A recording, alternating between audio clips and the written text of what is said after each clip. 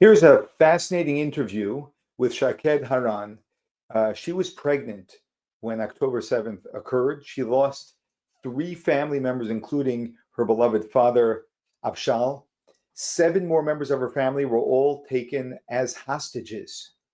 Her sister, her brother-in-law, and a 3-year-old niece, 8-year-old nephew, 12-year-old cousin, all dragged into Gaza, and miraculously, they were all released. However, the torment of what she had to live through and deal with during the period of time that they were not yet back was just unbelievable.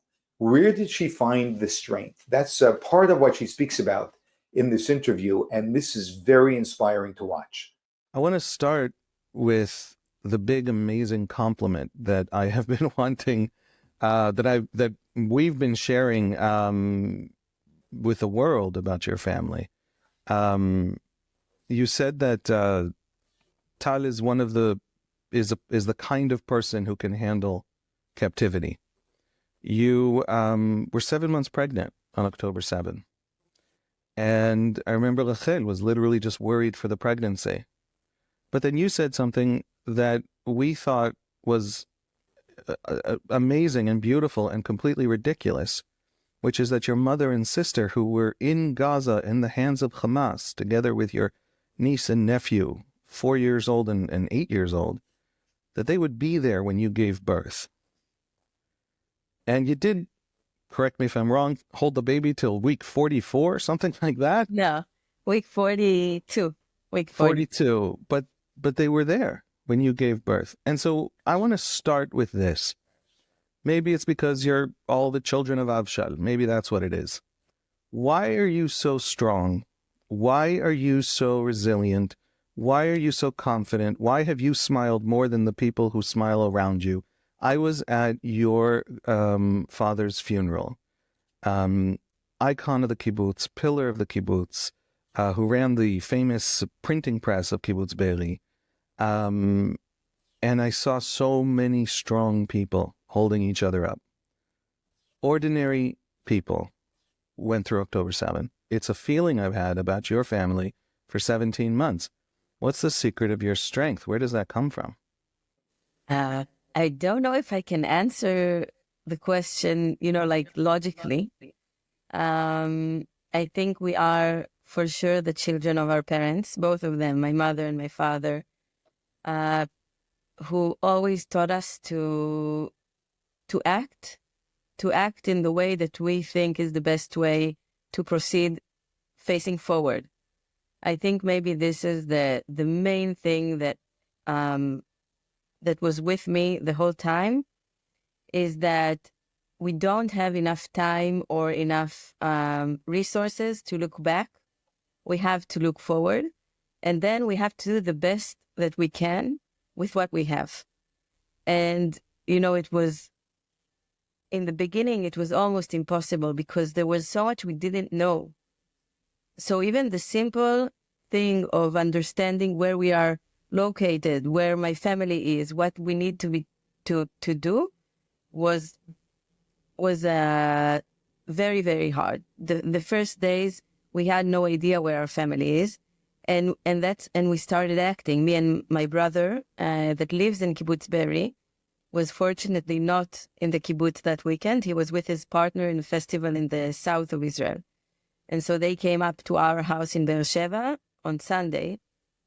And we just gathered here people from, friends of the family and people from civil intelligence and everyone. And we just started doing everything we can to, first of all, to understand where our family is. But mentally and spiritually, or I don't know how to say it, what we felt inside is that we have the responsibility to hold the best scenario in our head. And something my mother-in-law told me on Sunday when I had a very, very hard moment where I was collapsing and I just didn't understand that it's real. I wanted to wake up. And then she told me, most people think that when they don't know, it's bad. It's kind of a pessimistic approach, that it's more realistic to be pessimistic, like if I don't know where my family is, then it's probably bad. And then you feel very realistic, very in touch with the reality, you know. And she told me it's not true. If you don't know, there is also always the option that it's good. And you have the responsibility to hold this option in your mind and to give this option strength and to act as if your family is it's still possible to save your family. And so this went with us the whole way, that we have something to fight for, that we have something to save. And I think it's a combination of this kind of spiritual strength with everything that my mother and father gave us since we were children, is that no one is going to do our job. And we have to do it, and that we are no less than anyone else. And I really remember this. I went to, I'm saying things not in a chronological order, but maybe after we can give a chronological breakdown of things. But after we were already told that my father was murdered, and we were still not told what about the rest of the family.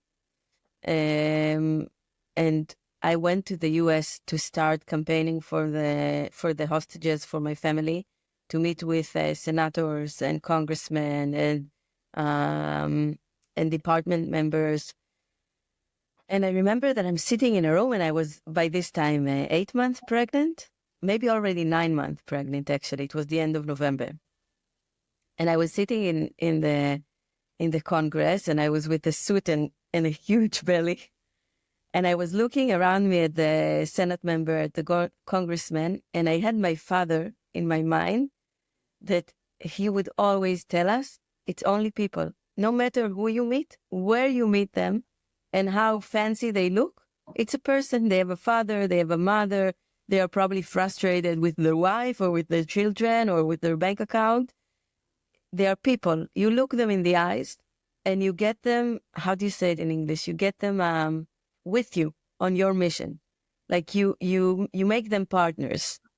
You don't look at them as someone you need to, I don't know, you don't shout at them, you're not mad at them, you make them partners. And now when you have them with you, you can go on, you can go forward.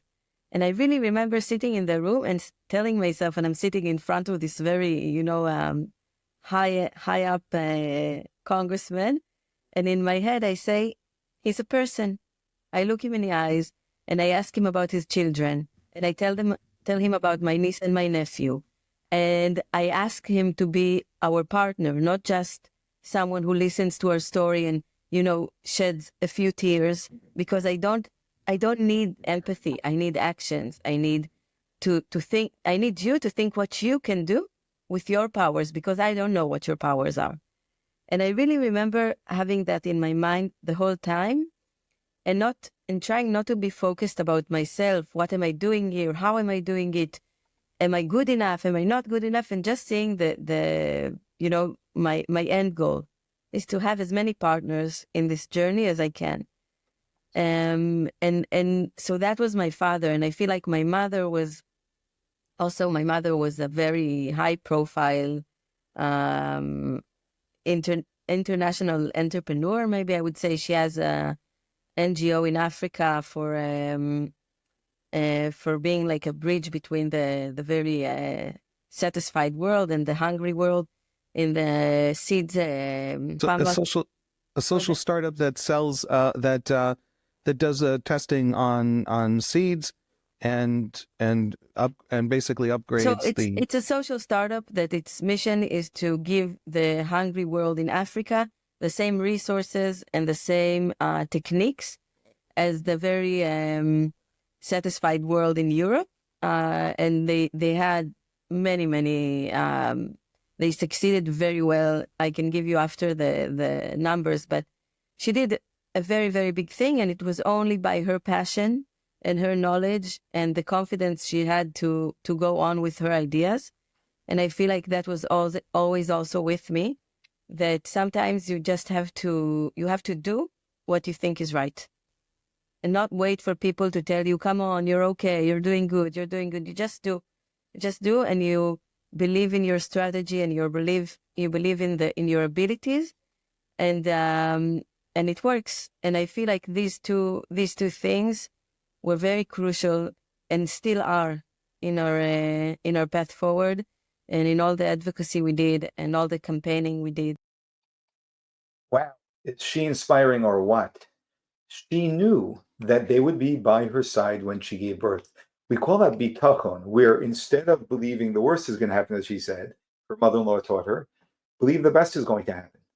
After all, right, God ultimately represents good, and God wants to know if we believe that God will do good for us, even though we just faced horrible things. And I know all the philosophical questions, which are great. You can follow my watch my classes on the Gate of Trust if you want to tackle that philosophically. However, she really lived in that place of trust, and guess what? She saw those results, right? Very powerful. And when you look at another person, you are looking at another human being. It makes no difference what type of watch they're wearing around their wrist to create some other impression. They're a human who's dealing with all of the human things that you and I deal with. Look at them, share your humanity with them, and their humanity will wake up and meet yours. Very, very powerful. And thank God that the family members that were taken hostage were returned home.